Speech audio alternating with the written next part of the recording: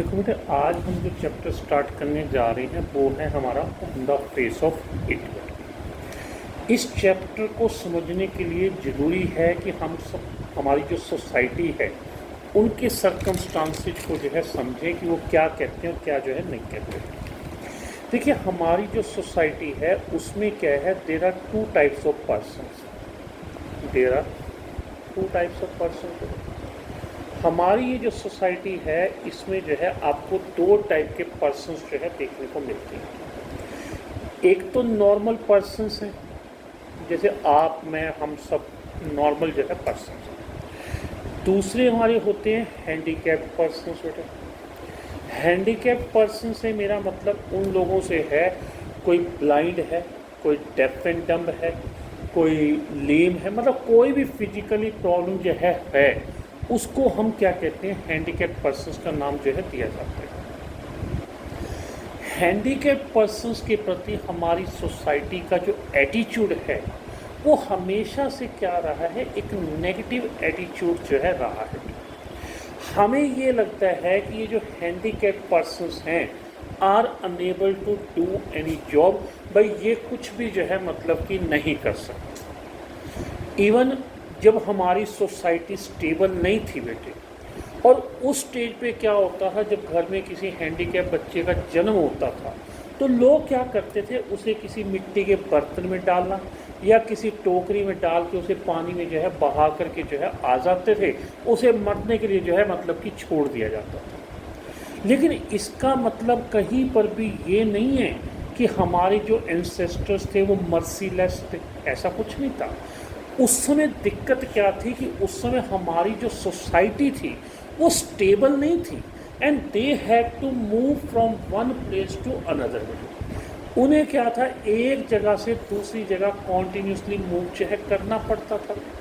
और normal person तो easily कर सकता था, लेकिन हैंडीकैप्ड पर्सन्स को अपने साथ लेकर के जाना, ये क्या था, अपने आप में क्या था, एक बहुत बड़ी डिफ़िकल्ट जो है मतलब कि जॉब जो है होती थी। उसके बाद धीरे धीरे जब सोसाइटी स्टेबल हुई तो डेफिनेटली लोगों ने इनके बारे में सोचना जो है स्टार्ट किया। लोगों ने इनके बारे में सोचना जो है स्टार्ट किया, और एक टाइम ऐसा भी आया when they started counting them in their census. बेटे, जब उन लोगों ने इसको सेंसस में काउंट करना जो है स्टार्ट किया। आज की अगर मैं बात करूं बेटा, तो आज सिचुएशन ये है कि हैंडीकैप्ड पर्सन्स जो हैं वो किसी भी फील्ड में एक पर्सन जो है दूसरे से पीछे जो है नहीं होगा। मतलब कहने का, आज आपकी लाइन में कोई ऐसा काम नहीं है जो आप कर सकते हो जो हैंडीकैप जो है नहीं कर सकता। इन्होंने अपनी एबिलिटी को प्रूव किया है बेटे। मैं बहुत से आपको एग्जांपल्स दे सकता हूँ। जैसे हॉफस्ट्रा यूनिवर्सिटी है, वहाँ पे फुटबॉल का कोच एक ऐसा है जिसकी दोनों टांगें नहीं है, लेकिन फिर भी वो फुटबॉल कोच का काम कर रहे हैं। स्विट्जरलैंड में एक ब्लाइंड कपल ऐसा हुआ जो स्कीइंग करते हैं, यानी कि बर्फ़ के ऊपर स्टिक्स लेकर के जो है दौड़ता है। हेलन केलर के बारे में आप सब जानते हैं बेटे कि हेलन केलर जो थी, ब्लाइंड, डेफ और डम होने के बावजूद भी उसने कॉलेज की स्टडी जो है कंप्लीट की।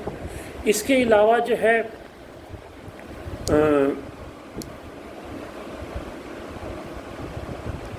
यूनिवर्सिटी, एक यूएसए की एक यूनिवर्सिटी ऐसी भी है जहाँ का पर्सन जो है मतलब कि मेंटली रिटार्डेड है बेटे। मतलब कहने का मतलब ये है कि हैंडीकैप जो पर्सन्स हैं ना, उन्होंने हर फील्ड में अपनी एबिलिटी को शो किया है, लेकिन फिर भी उनके प्रति समाज का जो एटीट्यूड है वो एक नेगेटिव एटीट्यूड देखने को मिलता है। नेगेटिव एटीट्यूड मतलब इन द सेंस कि हमारी जो सोच है ना उनके प्रति बदली नहीं है। आज भी हमें ये लगता है कि ये तो हैंडीकैप्ड पर्सन है और ये कुछ नहीं कर सकते।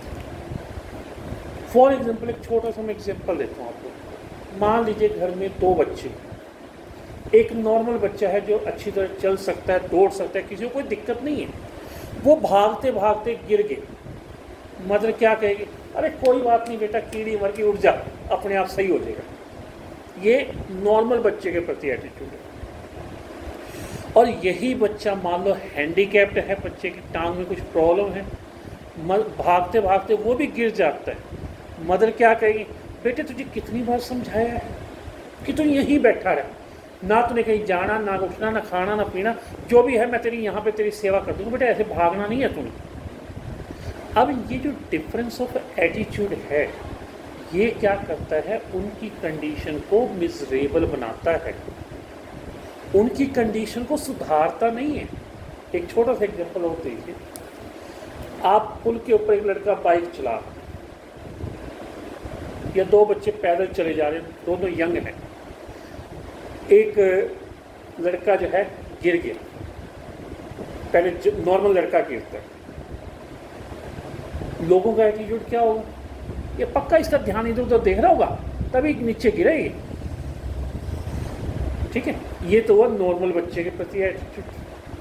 अब दूसरी तरफ अगर वो बच्चा ब्लाइंड है या डेफ एंड डम्ब है या कुछ भी प्रॉब्लम है, मान लीजिए उसका लेम है, वो गिर गया, हाय देखना बेचारे से चला भी नहीं जाता, हाय बेचारे को किसी को तरस नहीं आता कि इसको पुल के ऊपर बाइक पे लिफ्ट दे देता, कितनी दिक्कत आ रही है इसको। हमें लगता है, लेकिन एक जो रियलिटी है ना बेटे, हम तो क्या करते हैं, अपनी दया शो करते हैं उसके प्रति, लेकिन हमारी ये जो दया है ना, हमारा जो मर्सीफुल एटीट्यूड है, वो उसकी कंडीशन को क्या करता है, और ज़्यादा जो है मिजरेबल बनाता है। आज टाइम की नीड ये है कि we should make handicap persons independent. तभी आपको बार बार कहा जाता है कि आप देखते हो कई पर्सन्स हैं हट्टे कट्टे आ जाएंगे भीख मांगने, और हम लोग भी तरस खा करके क्या करते हैं, उनको दया, उनको पैसा दे देते हैं। ये हम गलत करते हैं। आज ज़रूरत किस चीज़ की है कि we should treat handicap persons just like a normal childhood. Handicap person should be behave या और treated in just like a normal way, and they should be given the same treatment just like a normal person. हमारा ये जो chapter है on the face of it, ये इसी ढंग के थीम को शो करता है। देखिए, चैप्टर को स्टडी करने से पहले आपको दो कैरेक्टर्स को इसके स्टडी करना पड़ेगा। चैप्टर्स को स्टडी करने से पहले आपको दो कैरेक्टर्स को जो है स्टडी करना पड़ेगा, तब जा कर के आपको पूरा चैप्टर ईजिली समझ में आ जाएगा। दो कैरेक्टर्स में सबसे पहला कैरेक्टर आता है मिस्टर लैम्ब बेटे। मिस्टर लैम्ब बेटे, मिस्टर लैम्ब जो है एक लेम मैन है, एक लेम होता है लंगड़ा, एक लंगड़ा आदमी है। He lost his leg in a war. इसकी एक टांग जो थी वार में जो है उड़ गई थी, एक टांग जो थी वार में जो है उड़ गई थी बेटे। He lost his leg in a war बेटे। इसका अपना जो है एक गार्डन है, he has a garden of his own बेटे। ये पर्सन क्या करता है, he keeps on sitting in his garden all through the day। सारा दिन क्या करता है, ये सारा दिन अपने गार्डन में जो है मतलब कि बैठा रहता है। ये पर्सन क्या करता है, सारा दिन जो है अपने गार्डन में जो है बैठा रहता है। वहाँ बैठ के ये क्या करता है, he looks after his bees। ये क्या करता है, अपनी बीज की लुक आफ्टर करता है। फॉल डाउन क्रैब एप्पल्स, जो खराब सेब होते हैं उनको ये नीचे जो है मतलब कि गिराता है। ये पर्सन जो है, he is a nature lover. ये पर्सन जो है एक नेचर लवर है, and does not want to keep things shut in within।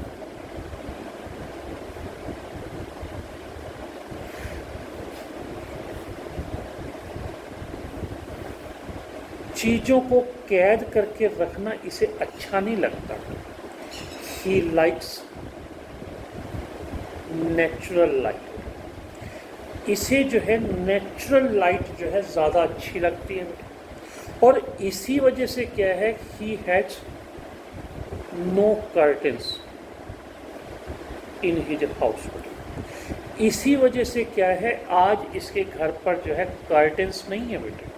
क्यों नहीं है? क्योंकि इसको ये लगता है कि कर्टेंस लग जाएंगे तो जो फ्रेश लाइट है या सॉरी फ्रेश एयर है या जो लाइट है वो अंदर आने से क्या होगा, ब्लॉक हो जाएंगे, इसलिए इसके घर में कर्टेंस ही नहीं है। दूसरी बात, his gate the gate of his garden is always open. इसके गार्डन का जो गेट है वो हमेशा जो है मतलब कि खुला रहता है। क्यों खुला रहता है? So that anyone can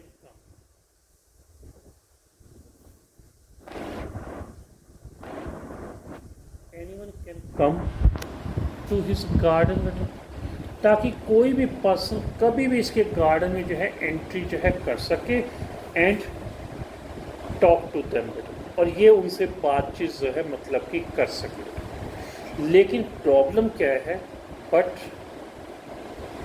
nobody comes there, लेकिन वहाँ पर कोई आता ही नहीं बेटा। कई बार ऐसा होता है कि समटाइम्स चिल्ड्रन कम, कई बार ऐसा होता है कि कोई बच्चे जो है मतलब कि आ जाते हैं, बच्चे भी वहाँ आते हैं, कोई एप्पल्स लेने के लिए आता है और कोई टॉफ़ी वगैरह लेने के लिए जो है आता है, लेकिन इससे बातचीत करने के लिए कोई नहीं आता। ये पर्सन जो है he sociable by nature, by nature जो है ये पर्सन जो है सोशिएबल है, बाय नेचर जो है ये पर्सन जो है सोशिएबल है, सोशिएबल बाय नेचर। ये पर्सन जो है बाय नेचर सोशिएबल है, लोगों से बातें करना, लोगों से मिलना जुलना इसे अच्छा लगता है। लेकिन अब प्रॉब्लम ये है कि इसके पास ना कोई आता है ना कोई इससे बातचीत जो है करना पसंद करता है। ये जो पर्सन है he is a man of positive nature, एक बहुत ही पॉजिटिव नेचर का जो है पर्सन है। ये पर्सन जो है ये मान करके चलता है कि he believes whatever is destined to occur,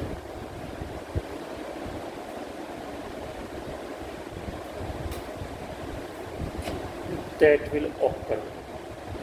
इसको ये लगता है कि जो मेरी किस्मत में लिखा है ना वो तो डेफिनेटली होकर के रहेगा, उसे दुनिया की कोई भी ताकत जो है चेंज जो है मतलब कि नहीं कर सकती, उसे दुनिया की कोई भी ताकत जो है चेंज जो है मतलब कि नहीं कर सकती। ये पर्सन जो है ये मान करके चलता है कि he believes that hatred is the worst enemy. वो मान के चलता है कि जो नफरत है ना वो इंसान का क्या है, सबसे बड़ा जो है दुश्मन है। It is more harmful than acid. नफरत जो है ना यानी कि जो हेट्रेड है is more harmful than acid, वो एसिड से भी ज़्यादा खतरनाक है। क्यों खतरनाक है? क्योंकि जो एसिड है burns only our outer part. Acid का तो बेटे सिंपल सी बात है, जिस पार्ट पे गिरेगा वो उसी पार्ट को जलाएगा। But hatred burns a man from inside. लेकिन नफरत जो है वो किसी भी इंसान को क्या करती है, अंदर तक से खोखला जो है मतलब कि कर देती है। नफरत जो है वो किसी भी इंसान को क्या करती है, अंदर तक से जो है मतलब कि खोखला जो है कर देती है। इतनी अच्छी क्वालिटीज़ होने के बावजूद भी ये पर्सन जो है he is leading an isolated life. Isolated life मतलब बिल्कुल एक लोनली लाइफ जो है ये पर्सन जो है बिता रहा है। He has no friend and no relative. ना इसका कोई दोस्त है ना इसका कोई रिश्तेदार है। कल को पड़ा पड़ा ये मर भी जाए ना अपने कमरे के अंदर, तो किसी को ये नहीं पता चलेगा कि ये पर्सन जिंदा है या ये पर्सन जो है मतलब कि मर गया हो।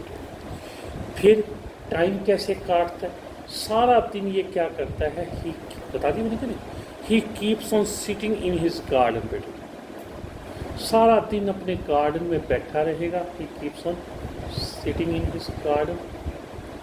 वहाँ बैठ कर के क्या करता है, एंड रीड्स बुक्स। बेटे बुक्स वगैरह पढ़ता है, अपनी बीज की लुक आफ्टर वगैरह जो है करता है, मतलब सारा दिन गार्डन में जो है बैठा रहता है। ये जो मैंने पॉइंट्स आपसे डिस्कस कर रहा हूँ, इसको करेक्टर को मैंने डिस्कस किया है, ये ध्यान रखना कि ये चैप्टर जो है आपका एक प्ले की फॉर्म में है, और ये सारे पॉइंट्स आपको मिलेंगे, लेकिन एक जगह इकट्ठे नहीं मिलेंगे, अलग अलग जगह पे आपको मिलेंगे पॉइंट्स। मुझे इकट्ठा इसलिए करना पड़ा ताकि चैप्टर को आप अच्छे ढंग से समझ सको। दूसरा जो करेक्टर आता है वो आता है dairy.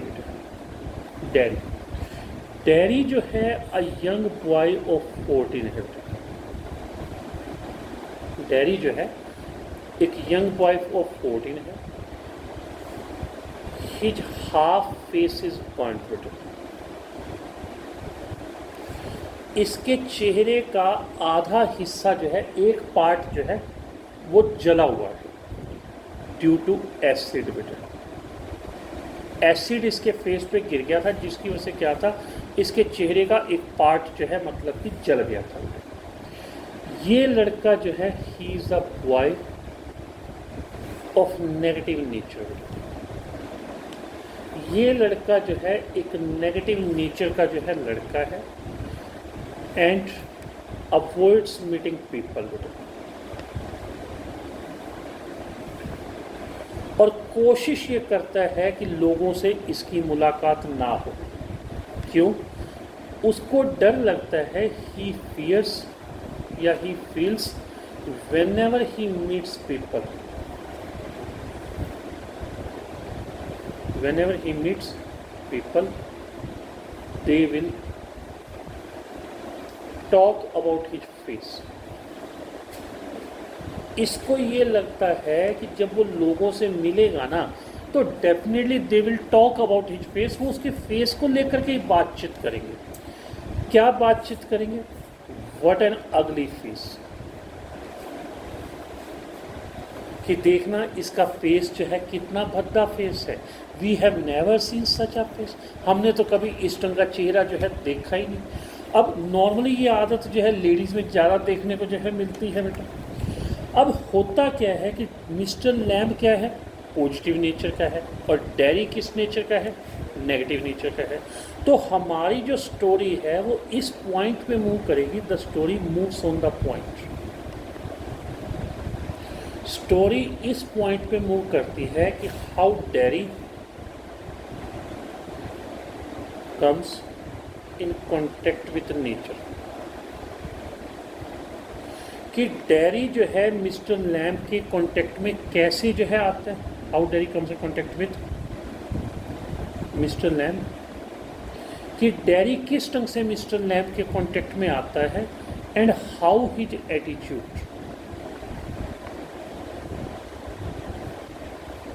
Towards life gets changed. Derry जो है किस ढंग से मिस्टर लैम्ब के कांटेक्ट में आता है, और कैसे उसका लाइफ के प्रति जो एटीट्यूड है वो टोटली जो है मतलब कि चेंज जो है हो जाता है। अब होता क्या है कि जिस समय अब चैप्टर शुरू होगा, ये तो मैंने आपको कैरेक्टर्स के बारे में बताया है, और ये बताना जरूरी इसलिए था क्योंकि इसको बताए बिना आप आगे स्टोरी मूव नहीं कर सकते। अब होता क्या है कि जिस समय हमारा ये चैप्टर आपका स्टार्ट होता है, डैरी जो है enters the garden of mister lamb.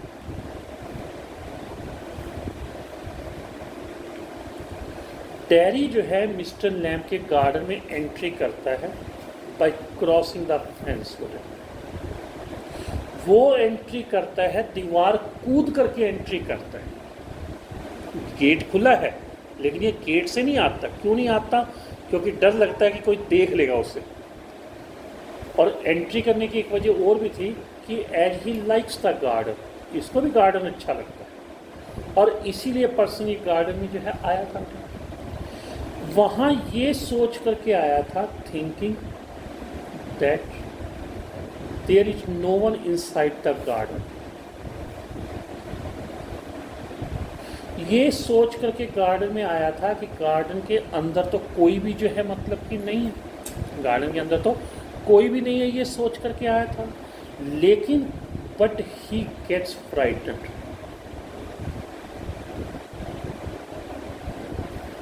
When he sees Mr Lamb. लेकिन जैसे ही इसका सामना मिस्टर लैम्ब के साथ होता है, एकदम से ये जो है घबरा जाता है। अब ये क्या करता है, अब स्टोरी का पहला डायलॉग है मिस्टर लैम्ब का है, be alert there are crab apples you can trip down. भाई ध्यान से बेटा, आगे सेब पड़े हैं, तुम जो है स्लिप कर सकते हो। एकदम ये टर्न करता है, हु इज देयर, कौन है वहाँ पर? चेहरे के साथ घबराहट आती है इसकी। मिस्टर लैम्ब जो है अपनी इंट्रोडक्शन देता है, मैं गार्डन का मालिक मिस्टर लैम्ब हूँ। डैरी कहता है, sir I have come here only to think that there is no one inside the garden. मैं तो गार्डन में ये सोच करके आया था कि यहाँ पर जो है कोई भी नहीं है, और अगर मुझे पता होता आप हो तो मैं डेफिनेटली यहाँ पर नहीं आता। मिस्टर लैम्ब उसे कहता है, मेरे अलावा तो कोई भी नहीं है गार्डन में। मिस्टर लैम्ब उससे कहता है, बेटा एक बात बता, जब गार्डन का गेट खुला था then why did you enter the garden by crossing the fence? फिर तुम दीवार कूद करके क्यों आए? दीवार कूद करके क्यों आए? डैडी कहते हैं कि it means you are watching me. इसका मतलब तो ये है कि तुम मुझे वॉच कर रहे थे। मिस्टर लैम्ब कहता है, मेरा गार्डन है और यहाँ होने वाली मैं हर एक्टिविटी को ऑब्जर्व करता हूँ। डैडी कहता है, अब क्योंकि तुमने मुझे देख लिया है, definitely you will start talking about my face. तुम मेरे फेस को लेकर के बातचीत करनी शुरू कर दोगे। तुम कहोगे, हाउ अगली फेस ही हैज़, कितना भद्दा फेस है, I have never seen such an अगली फेस। मिस्टर लैम्ब कहता है, why should I bother about this? मैं क्यों तेरे चेहरे को लेकर के बातचीत करने लगा? अरे तेरा चेहरा जला हुआ है तो मेरी भी तो टांग जो है टूटी हुई है, मेरी कौन सा टांग जो है सही सलामत है? डैडी कहता है, sir it does not matter to you. तुम्हें कोई फ़र्क नहीं पड़ता। तुम्हें क्यों नहीं फ़र्क पड़ता? क्योंकि you can put on a trouser. आप तो टूटी टांग को देख लो, सॉरी एक ट्राउज़र डाल लोगे, कोई टूटी टांग को ऑब्जर्व करेगा, कोई टूटी टांग को ऑब्जर्व नहीं भी करेगा। लेकिन what should I do about my face? मैं अपने चेहरे को लेकर के क्या करूँ? कल को जब मैं बूढ़ा हो जाऊँगा तब भी मेरा चेहरा ऐसे ही जो है मतलब कि रहेगा। मिस्टर लैम्ब कहता, हाँ भी ये बात तो ठीक है, गलत नहीं कह रहा, बात तो सही कह रहा है। अब होता क्या है कि बार बार जैसे चेहरे की बात कर रहा है, dairy mister lamb topic change करने की कोशिश करता है। मिस्टर लैम्ब कहते हैं कि भाई ये देख लो ना, ये क्रैब एप्पल्स हैं, कल जब विंटर सीजन आएगा, कुछ दिन के बाद जब विंटर सीजन आएगा, मैं इन एप्पल्स को तोड़ूंगा, इनसे जेली बनाऊंगा, बहुत अच्छी जेली बनेगी। डैरी जो एक इंटेलिजेंट लड़का है कहता, why are you changing the topic? आप टॉपिक क्यों चेंज कर रहे हो? If you want to ask something you can ask me. मैं अगर कुछ पूछना तो आप डायरेक्ट मेरे से जो है पूछ लो। तुम यही जानना चाहते हो ना कि मेरा चेहरा कैसे जला, तो मैं तुम्हें बता देता हूँ। और मुझे पता है तुम क्यों नहीं पूछते, क्योंकि तुम्हें डर लगता है मुझसे पूछने से। मिस्टर लैम्ब कहता कि मैं तेरे से क्यों डरने लगा? कहता, सर आप अपनी बात रहने तो जब मैं शीशे के सामने खड़ा होता हूँ ना, और जब मुझे अपना फेस नज़र आता है शीशे के सामने, जब मैं अपने आप को देखता हूँ तो मुझे खुद ब खुद अपने आप से डर लगता है। फिर मैं आपसे क्या उम्मीद करूँ कि आप मुझसे जो है नहीं डरेंगे? डैडी कहता, बात तो सर सही है। तो अब ये फिर चेहरे की बात करना शुरू कर देता है। मिस्टर लैम्ब फिर टॉपिक चेंज करने की कोशिश करते, कहता, लड़के look far in the garden, दूर गार्डन में देखो, वहाँ तुम्हें क्या नज़र आ रहा है? कहता, सर वहाँ है क्या? वहाँ पे रबिश है, अनवांटेड प्लांट्स हैं, देयर इज़ नथिंग एल्स, कुछ नहीं है वहाँ पे। मिस्टर लैम्ब कहता, बेटा ध्यान से देख, वहाँ तुझे क्या नज़र आ रहा है? कहता, सर वहाँ पे क्या है? कुछ नहीं है। कहते, वहाँ फ्लावर्स हैं, वो तुझे नज़र नहीं आ रहे, वहाँ फ्रूट्स हैं, वो तुझे नज़र नहीं आ रहे, सिर्फ तुझे रबिश और वीड्स ही क्यों नज़र आ रही है? डैट मीन्स नेगेटिविटी कहाँ है? तुम्हारे अपने अंदर। डैरी कहता है कि सर बात आपकी ठीक है, आप नेगेटिविटी की बात कर रहे हो, आपने कितना इजी वे में कह दिया कि मेरे अंदर नेगेटिविटी है। लेकिन आपने कभी इस बात को सोचा है कि मेरे अंदर ये नेगेटिविटी आई कहाँ से? कहता sir I am not responsible